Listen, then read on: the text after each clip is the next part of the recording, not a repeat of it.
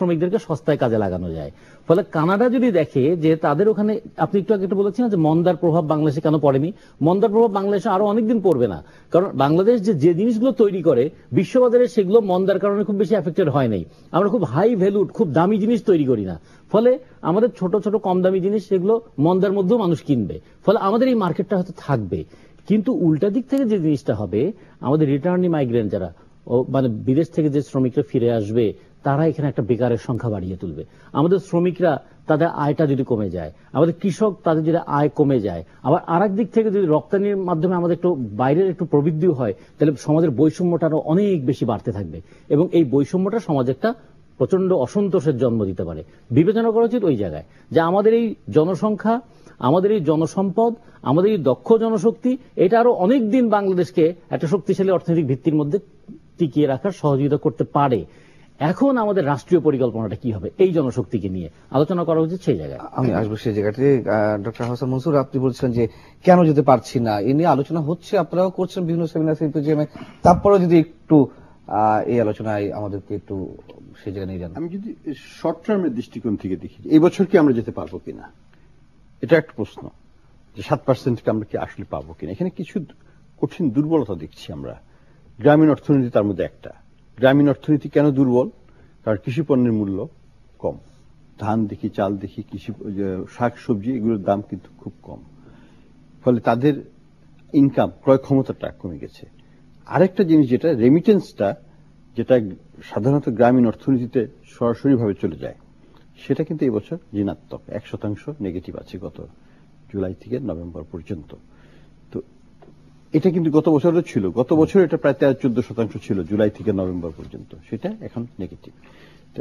এই দুটো ফ্যাক্টর আমাদের গ্রামীণ অর্থনীতিকে, যেটা একটা বিরাট সোর্স অফ ডোমেস্টিক ডিম্যান্ড, আমাদের যে ওয়ালটনের টেলিভিশন, গাড়ি, মোটরসাইকেল, অমুক তমুক, এগুলো কিন্তু গ্রামে যাচ্ছে, বিরাট ভোক্তা শ্রেণী সেখানে আছে।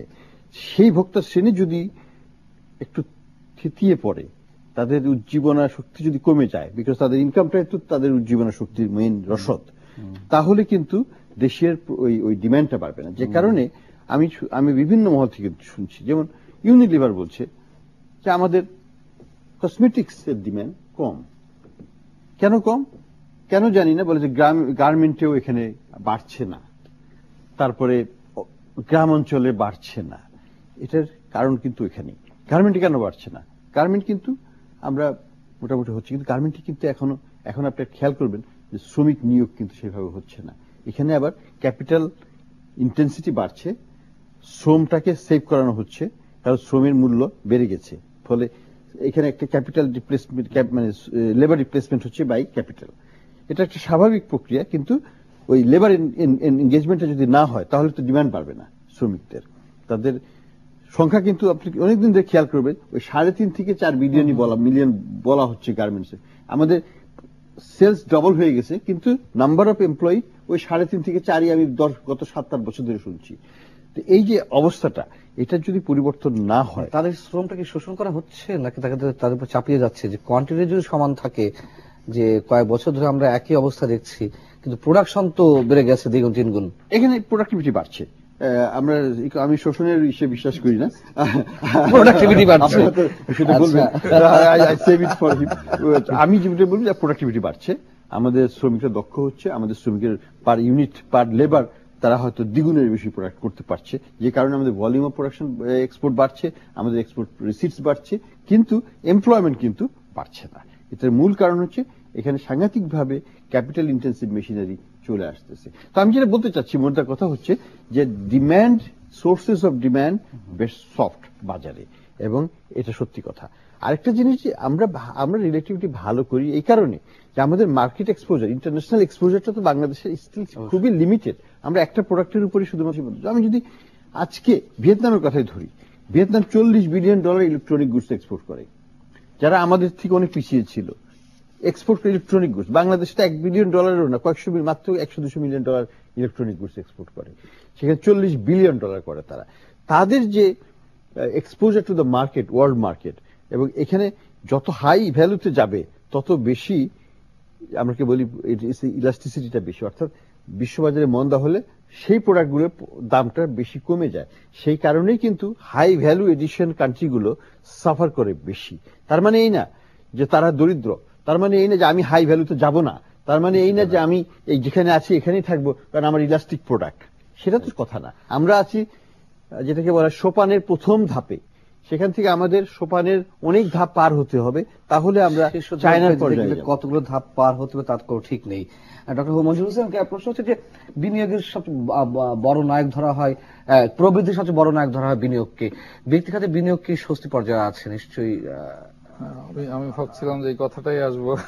মনসুর ভাই যে অংশটা নিয়ে আসছেন, ভিয়েতনাম বলেন অন্য জায়গায় বলেন, তাদের এগিয়ে যাওয়ার বড় কারণ হচ্ছে যেটা নিয়ামক হচ্ছে কিন্তু বিনিয়োগ, দেশি বিনিয়োগ এবং বিদেশি বিনিয়োগ। আমরা দুই জায়গাতেই আমার মনে হয় আমরা স্বস্তির জায়গা নাই। কারণ হচ্ছে বিনিয়োগ গত বেশ কিছু বছর ধরেই, কয়েক বছর ধরেই, যেটাকে প্রায় আমরা বলি ব্যক্তি খাতের বিনিয়োগটা প্রায় 21-22 ভাগের মতো আছে জিডিপির অনুপাতে। সরকারি বিনিয়োগ কিছু বাড়ছে, সেটা 7% মতো আছে যদি সংখ্যা তত্ত্বের হিসাবে বলি। কিন্তু আমাদের যে হিসাব, আমরা প্রবৃদ্ধি দিয়ে শুরু করলাম, প্রবৃদ্ধিটি যদি 7 বা তার উপরে যেতে হয় তাহলে অর্থনীতির একটা সিম্পল সূত্র দিয়ে সেটা হিসাব করে দেখানো যায় যে 33-34 ভাগ যদি টোটাল জিডিপির অনুপাতে না হয় ওই পজিশনে যাওয়া যাবে না। তো এখন বিনিয়োগের স্থবিরতা, এই জায়গাটাতে যদি কাজ না হয় তাহলে আমি মানে প্রবৃদ্ধি কিভাবে বাড়াবো সেটা নিয়ে প্রশ্ন থেকে যাবে। আমি যে কথাটা প্রথমে বলছিলাম 6 ভাগের মতো প্রবৃদ্ধি অর্জন বোধ বাংলাদেশের জন্য এখন আর মানে অন্য কিছু ছাড়াই হবে। হ্যাঁ, এটা একটা ব্যক্তি খাতের বলেন, রুরাল সেক্টরের বলেন, যে কোনো ভাবেই এখন একটা ইকোনমি একটা বেস তৈরি হয়ে গেছে যেখান থেকে এই প্রবৃদ্ধিটা অটোমেটিক্যালি চলে আসবে। তারপরের ধাপে যাওয়াটাই হচ্ছে আমাদের জন্য চ্যালেঞ্জ। এখন আমাদের 6%-এর সাথে আমি অন্য দেশের কমিয়ে বা বেরিয়ে কম্পেয়ার করে আমাদের স্বস্তির জায়গাটা কিন্তু ইম্পর্টেন্ট না। সেই জায়গায় যেটা বলছিলাম যে আমরা কিন্তু বেশ কিছু, আমি বলবো যে আমরা বর্তমান বৈশ্বিক অবস্থার পরিপ্রেক্ষিতে কিছু অপরচুনিটি মিস করতে যাচ্ছি, হয়তো মিসড অপরচুনিটি। যেটা একটা হচ্ছে অয়েল প্রাইসের বিষয়টা, আমি মনে করি এখন এটা অ্যাডজাস্টমেন্ট করার একটা সময় এসে গেছে। একটু এই কথা হচ্ছিল যে যারা অয়েল প্রডিউসিং কান্ট্রি আছে তাদের কিন্তু মন্দার দিকে যাওয়ার একটা বড় কারণ হচ্ছে যে তাদের অয়েল প্রাইসটা যেভাবে নেমে গেল, এখন $35 মতো ব্যারেল চলে আসছে। সেই জায়গায় আমরা কিন্তু সেই সুযোগটা নিচ্ছি না। তাতে করে ডোমেস্টিক ডিমান্ডের যে একটা ইনভেস্টমেন্ট বলেন, অন্য দিক থেকে বলেন যে একটা স্থবিরতা আছে, যেটাকে আমরা স্লাগিশনেস আছে, সেই জায়গাটাকে যদি একটু প্রণোদনা দেওয়ার জন্য অয়েল প্রাইস অ্যাডজাস্টমেন্ট করাটা হয়তো একটা বড় নিয়ামক হিসেবে কাজ করতে পারতো বা পারে। সেই জায়গাটা আমরা কাজ করছি না। ইনফ্লেশন কমানোর ক্ষেত্রে এটার একটা গুরুত্বপূর্ণ ভূমিকা থাকতে পারে, সেই কাজটা আমরা করছি না। কারণ হচ্ছে যে আমাদের এখনো ধরেন অনেকগুলো ইনভেস্টমেন্ট বা যেখানে শিল্প উদ্যোগ আছে সেগুলো কিন্তু এখানে গ্যাস নির্ভর আছে বিভিন্ন জায়গায়। আগে অয়েল নির্ভর গুলো করে না আমরা, কারণ এটা দাম বেশি ছিল, কস্টলিয়ার ছিল। সেই সুযোগটা এখন নেওয়ার কিন্তু সুযোগ ছিল, আমরা সেই সুযোগটা নিচ্ছি না। যে কোনো কারণেই হোক আমরা খুব বেশি যৌক্তিক বলে এখন আর মনে হয় না। প্রথম 1 বছর 2 বছর হয়তো ছিল, এটা মোটামুটি আমার 3য় বছরে এসে পড়ছে। তারপরে এই যে জমির প্রাপ্যতা, সুদের হার, সেই কথাগুলো আমি খুব বেশি বলতে চাই না। এগুলো কিন্তু আমাদের ছিল, থাকবে এবং এটা নিয়ে চলতে হবে। আপনি তাহলে কি করবেন? আপনার কিছু কনস্ট্রেন্ট আছে, স্ট্রাকচারাল কিছু প্রবলেম আছে। জমির জন্য কাজ করা হচ্ছে, যেমন 7-5 এর প্ল্যানে স্পেশাল ইকোনমিক জোন করা হচ্ছে। এখন সেই জায়গায় এফিসিয়েন্টলি কত দ্রুত আমি করতে পারবো সেই কাজটা কিন্তু আমার বর্তমান যে শক্তি আছে, ব্যুরোক্রেসির শক্তি বলেন অন্য বলে, সেগুলো যা হওয়ার তাই হবে। এগুলো বড় যে, কিন্তু আমার যে সুযোগটা সামনে আসছে, আমি ওয়ার্ল্ড ওয়াইড অন্যরা যে সুযোগগুলো কাজে লাগাচ্ছে, যেখানে আমার ইজিলি কাজে লাগাতে পারি শুধুমাত্র একটা সিদ্ধান্তের দ্বারা, সেই কাজগুলো আমি করব না কেন? এটা একটা জিনিস। আরেকটা হচ্ছে আপনি কথা বলছেন প্রাইভেট ক্রেডিটের জন্য সুদের হার কমছে, কিন্তু আমি বলবো যে এটা সবার জন্য সমানভাবে কমছে না। আমার ফিনান্সিয়াল সেক্টরের এফিসিয়েন্সি বলেন, দক্ষতা বলেন, সেই লেভেলে নাই। 1 লক্ষ কোটি টাকার মতো এখনো শোনা যাচ্ছে অলস পড়ে আছে, আগেও ছিল। তাহলে আমার প্রশ্ন হলো, যদি দেশে ইনভেস্টমেন্টের ডিমান্ড না থেকে থাকে, যদি ব্যাংকে এত টাকা অলসত্ব পড়ে থাকে, তাহলে এই ব্যাংকিং সেক্টর কিভাবে প্রফিট করছে? তাহলে এটা বোঝা যাচ্ছে যে আমার এক্সেস সাপ্লাই অফ ফান্ড আছে, লোনেবল ফান্ড আছে, বা আমার এক্সেস সেভিংস আছে দেশের লোকে। তাহলে এই টাকাটা আমার বিদেশের মানে ইনভেস্ট করার সুযোগ দেওয়া উচিত। তাহলে সেই ক্ষেত্রে আমরা সীমিত পর্যায়ে হলেও আমি বিদেশে ইনভেস্ট করার মতো একটা সুযোগ তৈরি করতে পারি। এটা ইকোনমিক্স এর একটা বেসিক সাপ্লাই ডিমান্ডের সূত্র। তাহলে অলস মানি পড়ে থাকবে কেন?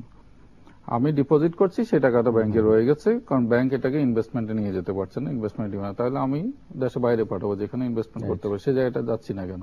তো এই কিছু কিন্তু বেসিক প্রশ্ন রয়ে গেছে। এখন 6 ভাগ বা 6.5 ভাগ নিয়ে আমি মনে করি যে আলোচনা না হয় 7 বা 7.5 ভাগ কেন হচ্ছে না, সেই জায়গা থেকে হচ্ছে আমার বড় প্রশ্ন হওয়া উচিত। আমি সেই জায়গা থেকে প্রশ্ন করতে চাই রতন, কেন সে জায়গা হচ্ছে না? আপনার ব্যক্তিগত বিশ্লেষণ কি? শ্রমজীবী মানুষদের জন্য যে রাজনীতি করছেন সেই জায়গা থেকে ভাবনাটি কতখানি না দিচ্ছে আপনাকে? ব্যক্তি বিনিয়োগকে এখানে মুখ থুবড়ে পড়ে আছে কিনা রাজনৈতিক অস্ত্রাতে? যেহেতু আপনি রাজনীতির সঙ্গে সংশ্লিষ্ট, আমি সেই জায়গা থেকে প্রশ্ন করতে চাই। যেমন জমির দাম পড়ে গেছে, আমরা শুনতে পাই, ফ্ল্যাটের দাম পড়ে গেছে ইত্যাদি, এগুলো যদিও বড় লোকে ব্যাপার স্যাপার, তারপরে পড়ে যাচ্ছে, এটা ছোটখাটো ক্ষুদ্র মস্তিষ্ক থেকে আমরা বুঝতে পারি। এইগুলো কি সবকিছু রাজনৈতিক অস্ত্রতা? আমরা দেখছি রাজনীতি বেশ ভালোই চলছে এখন, মানে চলছে মানে স্থিতিশীল রয়েছে বোধ হয়। আচ্ছা দেখুন, একটা জিনিস খেয়াল করতে হবে যে আমাদের আজকের আলোচনার বিষয়টা যেহেতু অর্থনীতির উপরে কাঠামো রাজনীতি থাকে, সেটা আলোচনায় আসবে, কিন্তু মানুষের পারচেজিং অ্যাবিলিটিটা বাড়ছে কিনা। যেমন মনসুর ভাই যেটা বললেন যে আমাদের এখানে গার্মেন্টসের নারীরাই প্রায় 250 থেকে 300 কোটি টাকার কসমেটিক্স প্রতি মাসে কিনতো। এখন তারা যে বেতনটা পায়, তারা এখন ভাত পেট ভরাবে না মুখে ক্রিম মাখবে? ইভেন আমাদের যদি এখন দাঁত মাজবে না ভাত খাবে, এই প্রশ্ন যদি আসে, তো বাংলাদেশে দেখেন 16 কোটি মানুষের মধ্যে যদি মনে করি যে আমাদের 3 কোটি মানুষের দাঁত এখনো ওঠে নাই বাচ্চা, আর 1 কোটি মানুষ গার্মেন্টস ওয়ার্কারের দিকে তাকাবো কেন আমরা? আমি নিজে কথা বলেন না, আমরা যে আমি যে বেতন পাই তার 3 ভাগে 2 ভাগ চলে যায় ঘর ভাড়া টাকা। এই তো আমি বলছি, ক্রিম মাখবো কি দিয়ে? সেইটাই। তাহলে এই যে এগুলোর যদি প্রোডাকশনটা যদি বা দেশে যদি তৈরি করতে হয়, তখন একটা মার্কেট তৈরি হয়। যেমন ধরুন বাংলাদেশে প্রতি বছর প্রায় 600 কোটি টাকার গামছার একটা মার্কেট আছে। আমাদের প্রায় ধরেন 2500-3000 কোটি টাকার একটা লুঙ্গি এবং শাড়ির মার্কেট আছে। এখন যে কৃষক ধান বিক্রি করে টাকাটা পাচ্ছে না, সে তখন চিন্তা করে কি যে শাড়িটা একটু ঘুরিয়ে ফিরিয়ে পরি, বছরে তার 3টা শাড়ি কেনার জন্য স্ত্রীর জন্য 2টা কিনবে, কিংবা 2টা লুঙ্গি কিনবে। ফলে আমাদের যে তাঁত শিল্প, যেটা বললেন আমাদের যে বেসিক যদি বলি যে আমাদের নিজস্ব একটা হোম মার্কেট থাকা দরকার, সেটা এক্সপান্ড করতে গেলে মানুষের কিন্তু পারচেজিং অ্যাবিলিটিটা বাড়ানো দরকার।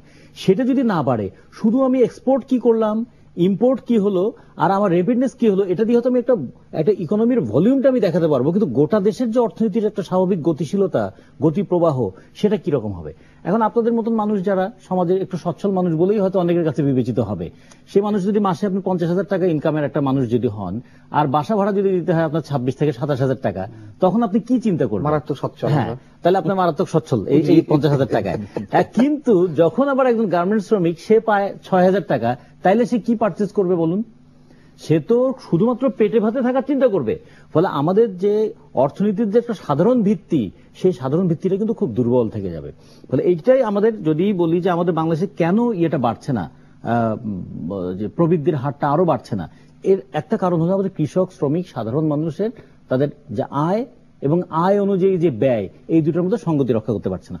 আর একটা জিনিস, আপনি কাপে করে আমাকে চা দিয়েছেন, কিন্তু কাপের নিচের অংশটা ফাটা আছে, তো উপর থেকে চা দিলে তো দেখা যায় কিছুক্ষণ পরে আমি না খাওয়া সত্ত্বেও মনে হয় যে কাপের চা কমে যাচ্ছে।